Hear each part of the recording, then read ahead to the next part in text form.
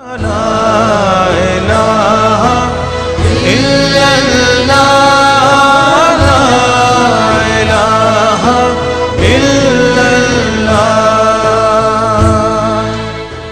دنیا میں مذہب کی بہت زیادہ دلچسپی نہیں ہے،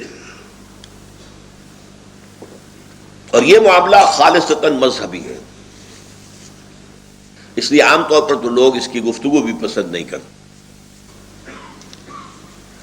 وہ یہ ہے کہ ان کے نیچے ایک مذہبی چپقلش بھی ہے کہ جو ورک کر۔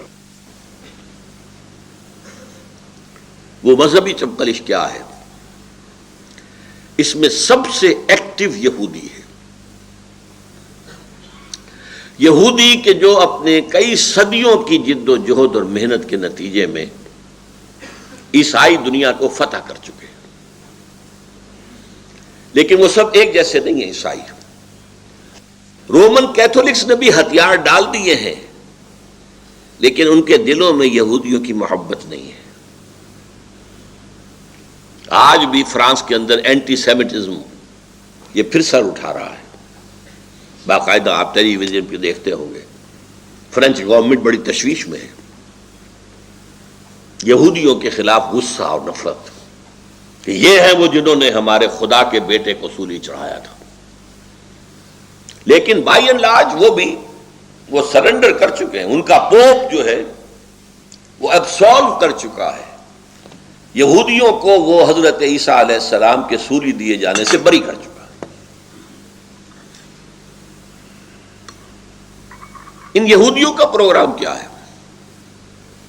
ان کا کہنا یہ ہے کہ we are the chosen people of the Lord, ہم خدا کے برگزیدہ چنیدہ بندے ہیں، پورے انسان صرف ہم ہیں۔ باقی انسان جنہیں وہ جینٹائلز کہتے ہیں یا گوئمز کہتے ہیں، یہ انسان نہیں ہے، انسان نما حیوان ہے، اور حیوانوں کو ایکسپلائٹ کرنا انسانوں کا حق ہے۔ آپ گھوڑے کو ٹانگے کے اندر جوت دیتے ہیں، آپ کا حق ہے۔ آپ بیلوں کو ہل کے اندر جوت دیتے ہیں، آپ کا حق ہے۔ آپ بکری کا گوشت کھاتے ہیں، آپ کا حق ہے۔ آپ گائے، بیل، اونٹ گوشت کھاتے ہیں، آپ کا حق ہے۔ اسی طرح ہمارا حق ہے کہ ان جنٹائلز اور گوئمز کو جس طرح چاہیں لوٹیں، جس طرح چاہیں ان کو سپریس کریں، جس طرح چاہیں ان کا خون چوسیں۔ یہ ان کے تالمود ہے، یہ تورات میں نہیں ہے۔ تالمود ان کی فقہ کی کتاب ہے، اس فقہ کی کتاب میں صاف لکھا ہے یہود کے لیے جنٹائلز کو دھوکہ دینا، روب کرنا، ان کا مال چوری کرنا، ان کو قتل کرنا، ان کا خون چوسنا، انہیں ایکسپلائٹ کرنا، یہ ان کا حق ہے۔ یہ ہے تالمود کی تعلیم۔ قرآن مجید میں اس کا ذکر ہے کہ یہودی کہتے ہیں لیس علینا فی الامیین سبیل، یہ امیین جو ہیں جنٹائلز جن کے پاس کوئی کتاب نہیں ہے، کتاب تو ہمارے پاس ہے، تورات قرآن کو وہ مانتے نہیں، انجیل کو وہ مانتے نہیں۔ یہ جو امیین ہیں ان کے بارے میں ہم پر کوئی پرسش نہیں، ہم جو چاہیں کریں ان کے ساتھ۔ لہذا وہ چاہتے ہیں world domination, reducing humanity to animals. ان کا جو اکنامک پروگرام ہے تھرو بینکنگ سسٹم، اب یہ ورلڈ بینک ہے، اب یہ IMF ہے، اب یہ ٹرپس کا معاہدہ ہے۔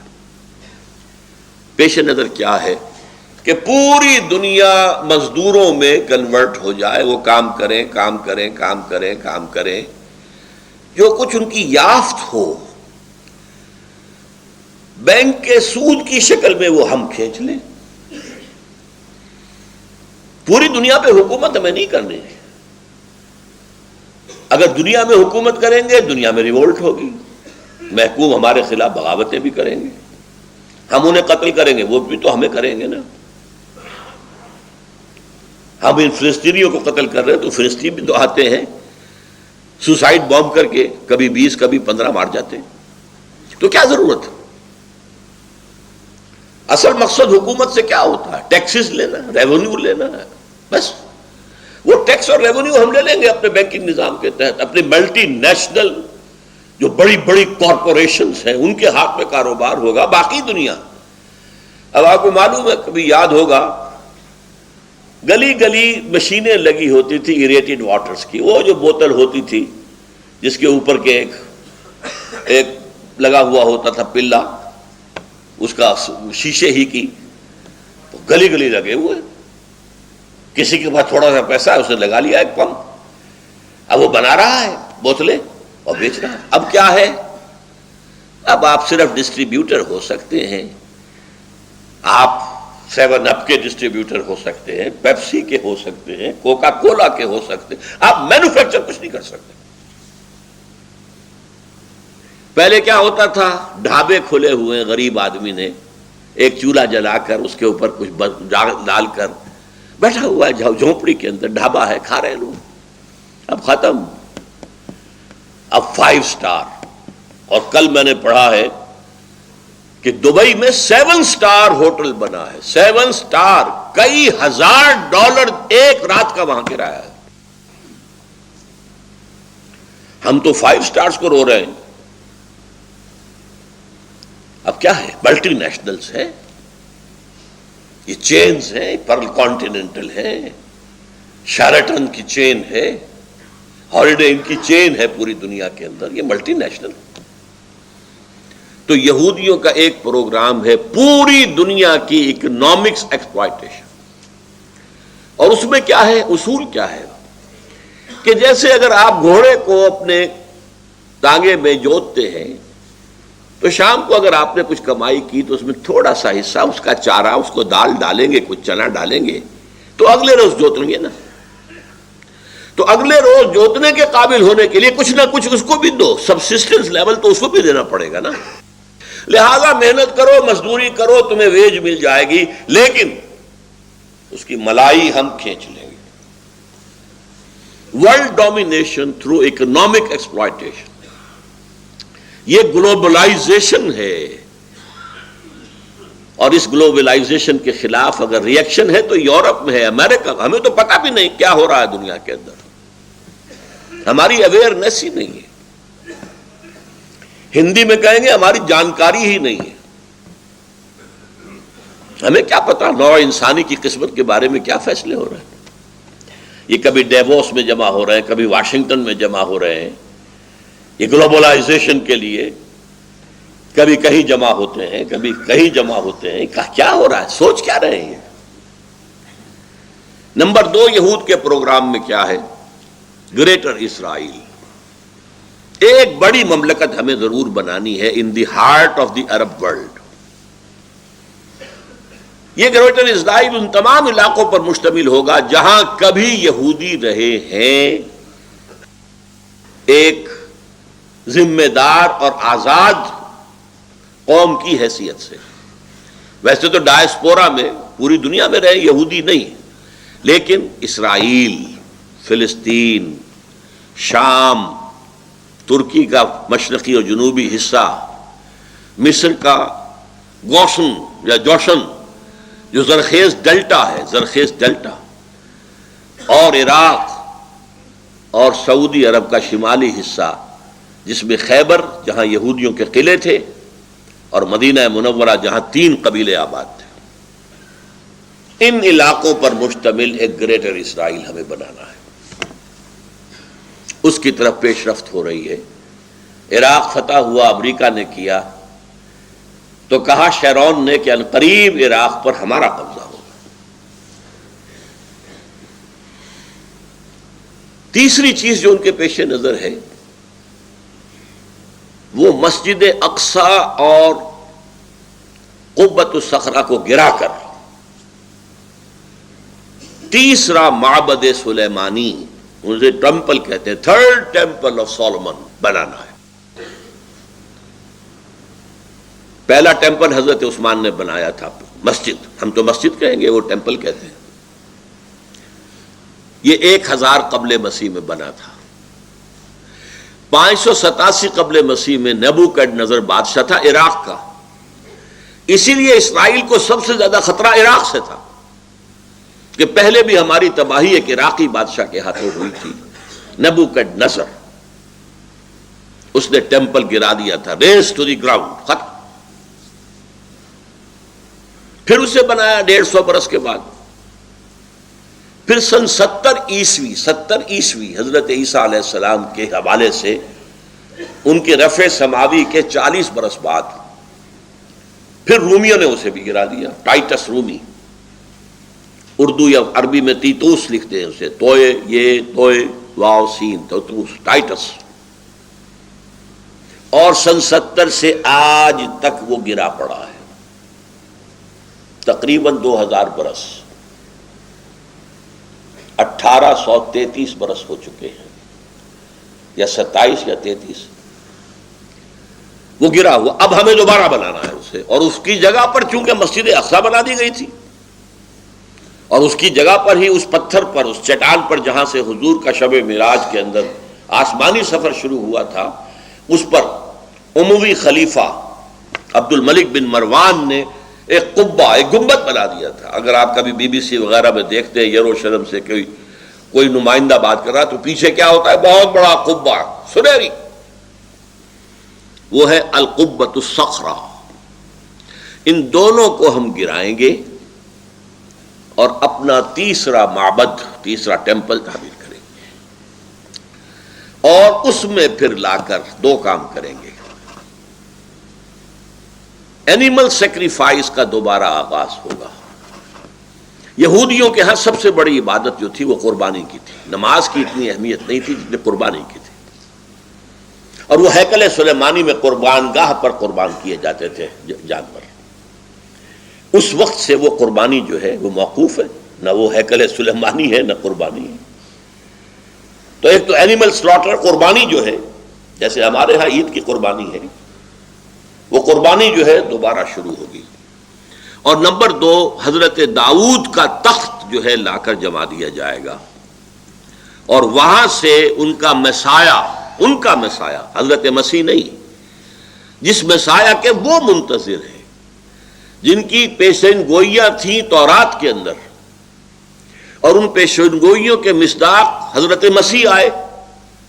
حضرت مسیح کو انہوں نے مانا نہیں، باسٹرڈ قرار دیا، کافر قرار دیا، مرتد قرار دیا، اور اپنے بس پڑتے سولی پر چڑھا دیا. یہ دوسری بات ہے اللہ نے کیا کیا. لہذا ان کی سیٹ ویکنٹ ہے. دی مسایہ از یٹ ٹو کم. اور جب وہ مسایہ آئے گا تو وہ اس تخت داؤد پر بیٹھ کر پوری دنیا پر حکمرانی کرے گا. یہ ہے یہود کا موقف. اور اس میں ایک چیز کا اضافہ کر لیجئے، اس میں انہیں عیسائیوں سے کوئی اندیشہ نہیں ہے. عیسائیوں کو کیپچر کر چکے ہیں. اب اگر انہیں نظر آتی ہے مخالفت تو صرف مسلمانوں سے نظر آتی ہے. اس اعتبار سے مسلمانوں کے سب سے بڑے دشمن اس وقت دنیا کے اندر یہودی ہیں. ان کو کہیں قوت، سیاسی قوت حاصل نہ ہونے پائے. یہ ہے یہودیوں کا پروگرام. اب آئیے عیسائیوں کی طرف. عیسائیوں میں سب ایک جیسے نہیں ہیں. لیسو سواء، برابر نہیں ہیں سب کے سب. جیسے ہم کہتے ہیں نہ ہر زن زنست و نہ ہر مرد مرد، خدا پنج انگوش یکساں نہ کرد. ان میں جو پروٹیسٹنٹ فرقہ ہے، جس کا امام پہلے تھا برطانیہ اور اب ہے امریکہ، اور یہ ایک نسل ہے جس کو کہتے ہیں اینگلو سیکسن. تو ویسٹ بھی ایک اصطلاح ہے، وائٹ اینگلو سیکسن پروٹیسٹنٹس. یہ سب یہود کے پشت پناہ ہیں، مددگار ہیں عیسائی. بلکہ یہاں تک کہ یہ یہودی جو مذہبی یہودی ہیں ان سے بھی زیادہ اسرائیل کے اس وقت سپورٹر ہیں. یہ ہمیں بتایا تھا ایک یہودی عالم نے، یا آج سے کچھ 6 سال پہلے تنظیم اسلامی نارتھ امریکہ کا کنونشن تھا ہوسٹن میں. وہاں ہم نے ایک سیشن رکھا تھا جس میں ایک عیسائی کو ایک یہودی کو بھی بلایا تھا. تو ایک پروفیسر ایمیریٹس، بڑا بوڑھا یہودی بھی آیا تھا، ڈاکٹر وشو گراڈ. اس نے دو باتیں عجیب کہی تھی اور میں پھر اس سے اسی وجہ سے بعد میں علیحدہ بھی ملا. ایک تو میں حیران ہوا کہ اس نے کہا Islam is the ideal religion for whole of mankind except the Jews. گویا کہ عیسائیت کی نفی، ہندو مت کی نفی، ہر چیز کی نفی، بس سوائے یہودیت کے. دوسری بات یہ کہی کہ اسرائیل کو تو ہم سپورٹ تو نہیں کرتے، اسرائیل کو تو یہ یہاں کے عیسائی سپورٹ کر رہے ہیں. ساری اکانومی انہیں امریکہ سے ملتی ہے، ساری مدد انہیں 5 ارب تو انہیں ہر سال مل جاتا ہے، $5 ارب. باقی جب کوئی کام امریکہ کہتا ہے یہ یوں کرو، اچھا لاؤ پیسے.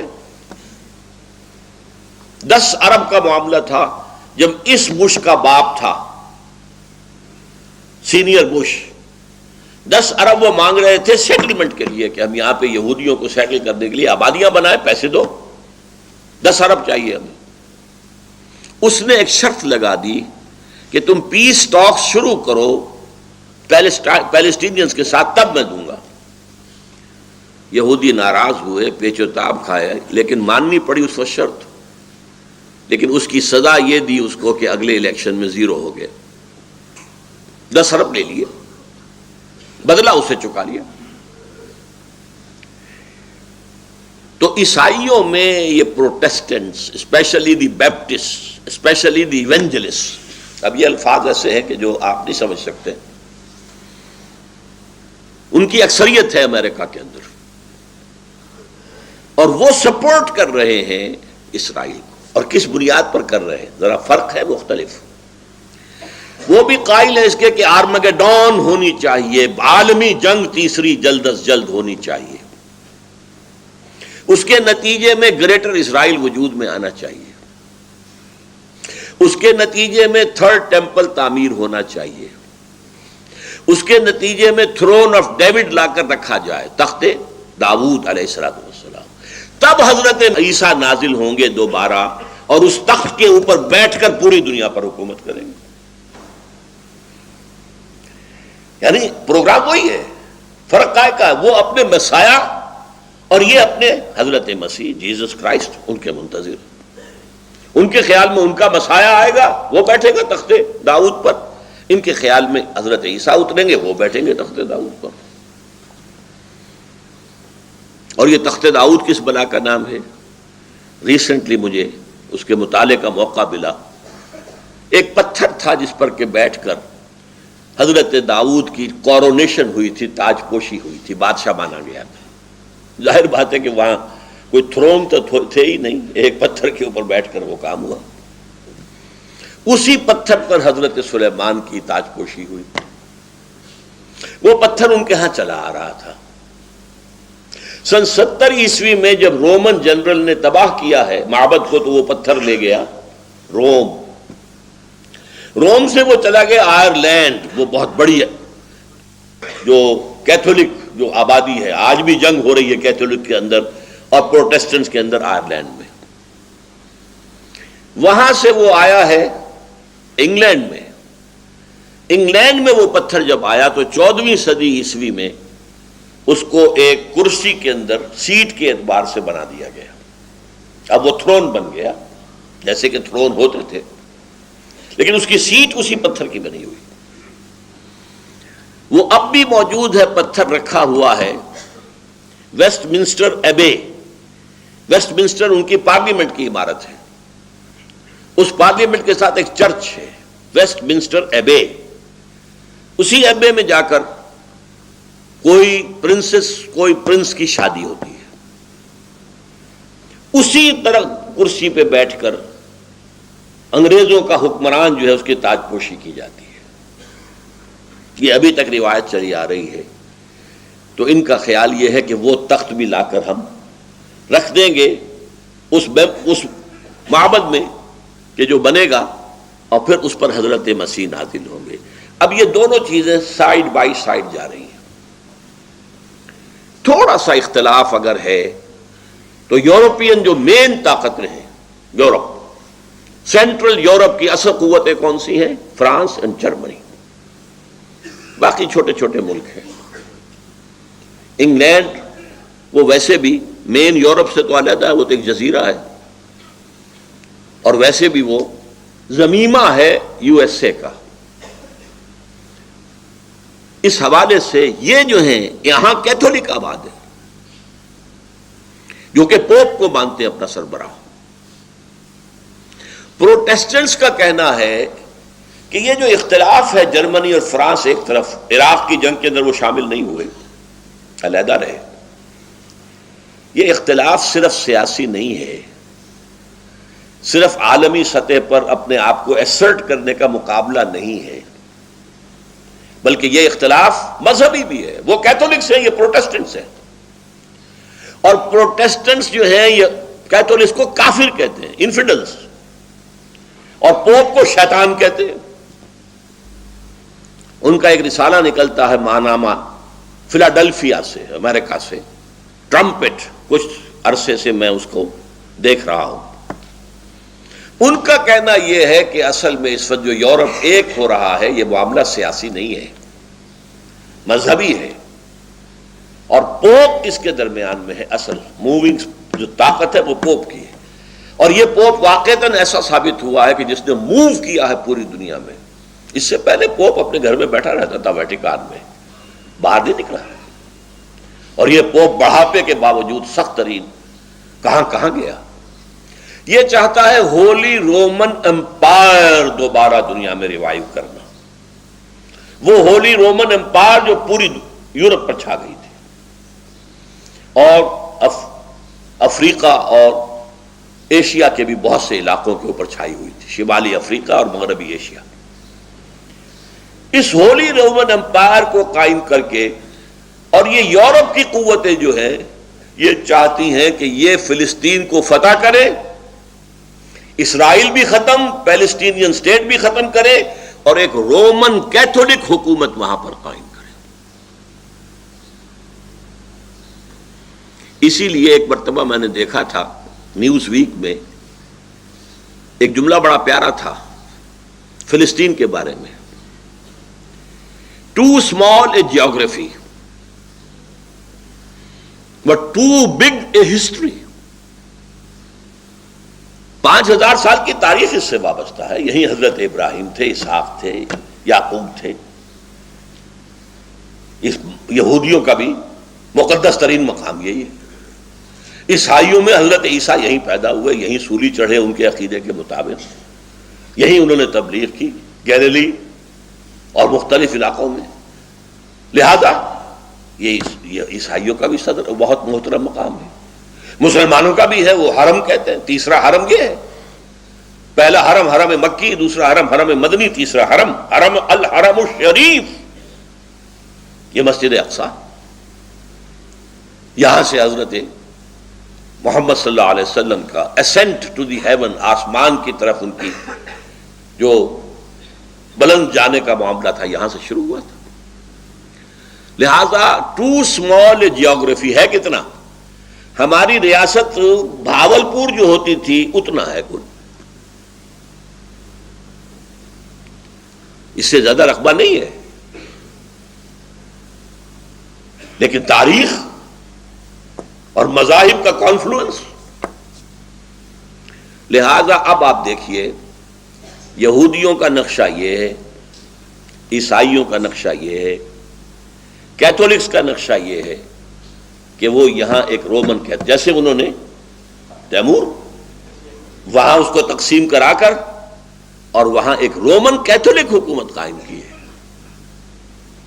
نائجیریا میں جو شدید ترین فساد مسلمانوں میں اور عیسائیوں میں ہوئے ہیں، وہاں بھی عیسائیوں کا اصل مقصد ایک رومن کیتھولک حکومت قائم کرنا ہے۔ اور پروٹیسٹنٹس کا یہ الزام ہے، میں نے ایک مرتبہ دکھایا بھی تھا، اس جو ٹرمپٹ کا ایک مضمون، اس نے عنوان قائم کیا تھا دی لاسٹ کروسیڈ، آخری کروسیڈ اب ہونے والا ہے، ساری یورپی قوتیں جمع ہو کر حملہ کریں گی اور یہاں عیسائی حکومت قائم کریں گی۔ کروسیڈ کس لیے تھا؟ اور نوٹ کیجئے، پہلے کروسیڈ کب شروع ہوئے تھے؟ سیکنڈ ملینم، یہ کہتے ہیں 1000 سال کو ملینم کہتے ہیں، پہلا ملینیم ختم ہو گیا 1000 سال بعد حضرت عیسیٰ کے، دوسرا ملینیم شروع ہو گیا 1001 سے، دوسرے ملینیم کے شروع میں کروسیڈ شروع ہوئے اور 1099 میں انہوں نے بیت المقدس کو فتح کر لیا۔ اب یہ تھرڈ ملینیم شروع ہوا ہے نا 2000 سال کے بعد، 2001 سے شروع ہو گیا ہے تھرڈ ملینیم، اور اس کے شروع میں یہ آخری کروسیڈ ہوگا کہ یورپ کے رومن کیتھولک قوتیں فلسطین پر حملہ آور ہوں گی اور یہاں ایک رومن کیتھولک حکومت قائم کرنا چاہیں گے۔ یہ ہے مذہبی خطبت، اور اس میں ایک بات آخری اور نوٹ کر لیجئے، رومن کیتھولکس کا اور پروٹیسٹنٹس کا آپس میں مذہبی کتنا ہی اختلاف ہو، اور فرانس کا اور جرمنی کا سیاسی اور عسکری اعتبار سے امریکہ سے کتنا ہی اختلاف ہو، ایک چیز پر وہ متفق ہیں، ایک تو فلسطین کو ٹوٹل کو آزاد کرانا مسلمانوں سے، اور نمبر 2 مسلمانوں کے اندر جو یہ دماغ میں خناس پیدا ہو گیا ہے کہ ہمارا ایک نظام ہے، ہم اپنا نظام قائم کریں گے، اس کو ختم کرنا، واش آؤٹ کرنا۔ اس پس منظر میں اب آپ ایک بات سوچئے، بہت اہم بات ہے۔ صدر بش نے بھی کہا اور بھی کہتے ہیں Americans, we are not against Islam, we are not going to war against Islam, we want a war within Islam. اس کا کیا مطلب ہے؟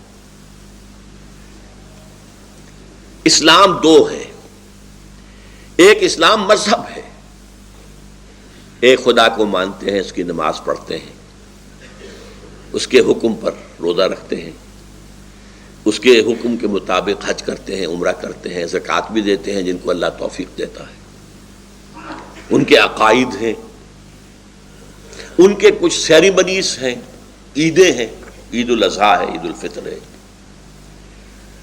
ان کے کچھ سوشل کسٹمز ہیں، ریچولز ہیں، بچہ پیدا ہوتا ہے تو عقیقہ کرتے ہیں، شادی کرنی ہو تو نکاح ہوتا ہے، اور نمبر 3 کوئی مر جائے تو دفن کرتے ہیں، جلاتے نہیں ہیں۔ یہ ہے مذہب۔ شراب نہیں پیتے، سور نہیں کھاتے، یہ مذہب ہے۔ ایک اسلام ہے دین، اس کا ایک سیاسی نظام ہے، اس کا ایک معاشی نظام ہے، اس کا ایک سماجی نظام۔ ہماری ساری جنگ اسلام ایز اے دین کے خلاف ہے، اسلام ایز اے مذہب کے خلاف نہیں ہے۔ تو ان کا کہنا پارشلی ٹرو ہے،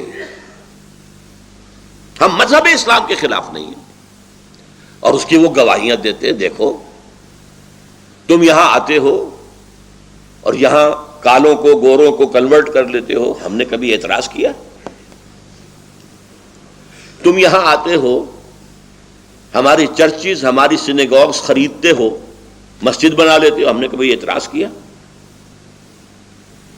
تم نمازیں پڑھتے ہو، ہم نے اعتراض کیا؟ یہ ضرور ہے کہ آپ ورکنگ ٹائم میں نہیں پڑھ سکتے، کبھی کبھی وہ لوگ ان میں سے اتنے کنسیڈریٹ بھی ہوتے ہیں، ورکنگ ٹائم میں بھی وہ وقت دے دیتے ہیں کہ عصر کی نماز پڑھ لو، ظہر کی پڑھ لو، ورنہ عام مسلمان وہاں مجبور ہے کہ لنچ کا جو آتا ہے 1 گھنٹے کا وقفہ، اسی میں وہ ظہر اور عصر پڑھ لیتے ہیں، اور پھر گھر جا کر مغرب اور عشاء۔ لیکن ہمارا اعتراض کوئی نہیں، روزے رکھتے ہو، ہمیں کوئی اعتراض نہیں۔ تو اسلام سے تو ہماری جنگ نہیں ہے، اسلام ایز اے مذہب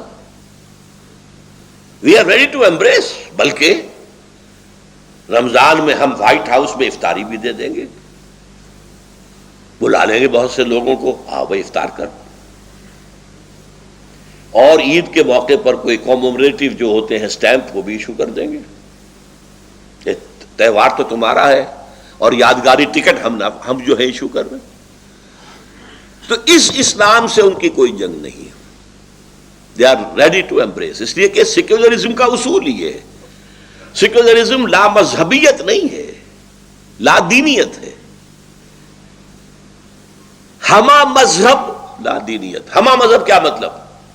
ایک سیکولر ملک میں تمام مذاہب رہ سکتے ہیں، ہندو وہاں ٹیمپلز بنا رہے ہیں، عیسائی وہاں گردوارے بنا رہے ہیں، یہ سکھ جو ہے، ہمہ مذہب، سب مذاہب کی اجازت ہے، کھلی اجازت ہے، ایک خدا کو پوجو، ہزار کو پوجو، درختوں کو پوجو، سانپ کو پوجو، جس کو چاہو پوجو، ٹیمپل بناؤ اور اس میں جو چاہو بھجن گاؤ، کچھ اور کرو، بتوں کو پوجو، اور اگر چاہو تو گردوارہ بناؤ، گرو گرنتھ کے سامنے متھا ٹیکو، ہمیں کوئی اعتراض نہیں، تو اسلام سے بھی ہماری کوئی جنگ نہیں، لیکن اسلام ایز اے مذہب، اسلام ایز اے دین، nothing doing, we can't bear it,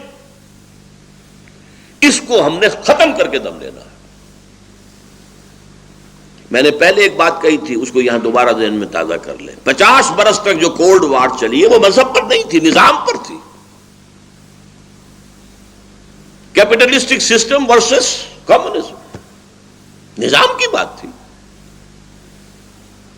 انفرادی ملکیت ختم، قومی ملکیت، سود ختم،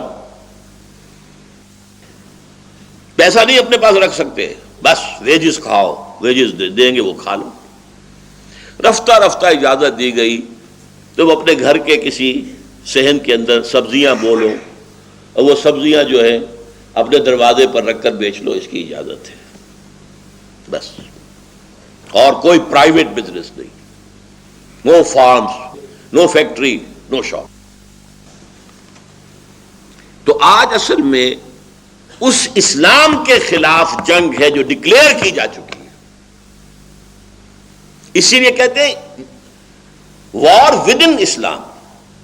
اب وہ ٹکرا دینا چاہتے ہیں جو مذہبی تصور والے عناصر ہیں ہمارے ملک کے اندر اور عالم اسلام میں۔ ہمارے علماء کی اکثریت اسلام کو ایک مذہب کی حیثیت سے مانتی ہے، دین کی حیثیت سے اسلام ان کے سامنے ہے ہی نہیں۔ تبلیغی جماعت اسلام کو ایز اے مذہب مانتی ہے، پرسنل پائٹی، نماز، روزہ، داڑھی، ٹخنوں سے اوپر شلوار وغیرہ وغیرہ وغیرہ، نماز اچھی، بہت ہی خشوع و خضوع کے ساتھ نماز ادا کی جائے، اس سے بحث ہے، نظام سے کوئی بحث نہیں، نظام کوئی بھی ہو۔ وہ چاہتے ہیں کہ یہ لوگ جو نظامی ہیں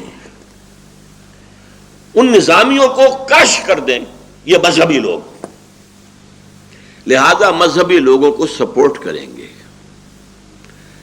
اس سے انہیں دو مقصد حاصل ہو جائیں گے، ایک بات واضح ہو جائے گی کہ مذہب کے خلاف تو ہے ہی نہیں، تو خامخواہ کچھ لوگ جو ہیں بہکاتے ہیں ہمیں، یہ اسلام کے خلاف کہاں ہے، ہو سکتا ہے وہ مسجد بنانے کے لیے آپ کو گرانٹ دے دے، انہیں اس میں کوئی حرج نہیں، تبلیغی جماعت کے وفود امریکہ میں آئے، چکر لگائے، انہیں کوئی اعتراض نہیں، وہ نظام کی بات نہیں کرتے، نظام کی بات کون کرتے ہیں؟ اب یہ میں چاہتا ہوں کہ ذرا آپ سمجھ لیں، اصل میں ہوا کیا ہے، آج سے نصف صدی قبل، کہیں 300 برس سے، کہیں 200 برس سے، کہیں 100 برس سے، یورپ کی کولونیل پاورز عالم اسلام پر قابض تھیں۔ ہمارے ہاں انگریز تھا، ملایا وغیرہ کے اندر ولندیزی تھے، مصر میں انگریز تھے، شام میں انگریز تھے، شام میں فرانسیسی تھے، عراق میں انگریز تھے، لیبیا میں اطالوی تھے، موریتانیہ اور صحرا جو ہے اس میں اسپینیڈز تھے، وغیرہ وغیرہ۔ یہ جو کولونیل پاورز تھیں انہوں نے ہمیں دبایا ہوا تھا، اور اس وقت ہمیں جو مذہبی آزادی تھی وہ مذہبی آزادی تھی، دین کی نہیں، دین تو ان کا تھا، پینل کوڈ ہمارا ہوگا، تعزیرات ہماری ہوں گی، سول کوڈ ہمارا ہوگا، زیادہ سے زیادہ انہوں نے رعایت کی تھی ہمارے ساتھ، بہت بڑی رعایت۔ تم اپنے فیملی لاز پر عمل کر سکتے ہو، نکاح جیسے چاہو کرو، طلاق جیسے چاہو دو، سارے فتوے اپنے مولویوں سے لے لو، ہمیں کوئی فکر نہیں ہے، ہمارے پاس بھی آؤ گے تو ہم پوچھ لیں گے تم شریعت کا حکم چاہتے ہو یا رواج کا، تم رواج کا کہو گے ہم اس کے مطابق فیصلہ کر دیں گے، شریعت کا کہو گے اس کے مطابق۔ محمدن لا ایک پارسی کی لکھی ہوئی کتاب تھی، اسی طرح وراثت، تمہیں آزادی ہے، تم صرف بیٹوں کو دینا چاہو تمہیں آزادی ہے، صرف بڑے بیٹے کو دینا چاہو تمہیں آزادی ہے، تم بیٹیوں کو بھی دینا چاہو تمہیں آزادی ہے۔ وہ بھی پوچھ لیا کرتے تھے کہ آپ وراثت کے بارے میں شریعت کا فیصلہ چاہتے ہیں رواج کا؟ اور ہمارے بڑے زمیندار کھڑے ہو کے کہتے ہیں رواج کا، شریعت ہمیں نہیں چاہیے، بیٹیوں کو حصہ دے دیں۔ نہیں، بہرحال یہ ہے، حالانکہ یہ بھی سیکولرزم کے خلاف ہے۔ آج امریکہ میں آپ کو فیملی لاز کی اجازت نہیں ہے، وہاں رہیں گے تو ان کے فیملی لاز کے مطابق آپ کو رہنا ہوگا طلاق وغیرہ کے معاملے میں، جو ان کا قانون ہے۔ اور یہی بھارت زور لگا رہا ہے، بی جے پی کے جو ان کا منشور ہے، مینیفیسٹو، اس کا سب سے اہم حصہ کیا ہے؟ CCC، کامن سول کوڈ، خاندانی قانون، فیملی لاز ایک ہوں گے۔ یہ کیا کہتے ہیں مسلمان جب ہمارے ساتھ کہتے ہیں کہ ہم ایک قوم ہے، سیکولرزم ہے، ہمیں سیکولرزم چاہیے، سیکولرزم میں تو قوم ایک ہوتی ہے، قوم ایک ہے تو فیملی لاز ایک ہونے چاہیے۔ یہ کیا نکاح طلاق کے ان کے اپنے حصول ہیں؟ بہرحال انگریز نے ہمیں رعایت دے رکھی تھی کہ فیملی لاز، میرج لاز، اور یہاں تک کہ وراثت بھی تم اپنے مطابق کر سکتے ہو۔ لیکن جب یہ بستر طے ہونا شروع ہوا کلونیلزم کا، ولندیزی چلے گئے ملایا سے، سماٹرا سے جو اب انڈونیشیا کہلاتا ہے، ملیشیا سے، انگریز نے بستر باندھا ہندوستان سے، فرانس نے بستر طے کیا شام سے، برطانیہ کو اٹھا کر پھینک دیا صدر ناصر نے میڈیٹرینین میں، وہ خود نہیں گیا تھا، اٹھا کر پھینکا تھا۔ لیبیا سے چلا گیا اٹلی وغیرہ وغیرہ، موراکو وغیرہ سے فرانس چلا گیا۔ تو ایک خیال پیدا ہوا مسلمانوں کے ایک خاص طبقے میں، ہمارا بھی تو ایک نظام ہے نا، یہ انگریز کا لایا ہوا نظام بھی ایک نظام تھا، یہ فرانسیسیوں کا دیا ہوا نظام بھی ایک نظام تھا، ہمارا بھی تو ایک نظام ہے اسلام کا، ہم کیوں نہ اس کو نافذ کریں؟ یہ اصل میں آزادی کا ثمرہ تھا کہ مسلمانوں میں ایک سیلف کانشیسنس پیدا ہوئی، دے ڈسکورڈ اسلام ایز اے دین۔ تو تحریکیں ابھری، مسجومی پارٹی انڈونیشیا میں، جماعت اسلامی انڈو پاکستان میں، فدائیین ایران میں، الاخوان المسلمون عرب ورلڈ میں، یہ ساری تحریکیں کیا تھی کہ اسلام دین ہے، دین اپنا غلبہ چاہتا ہے، ہم دین کو غالب کریں۔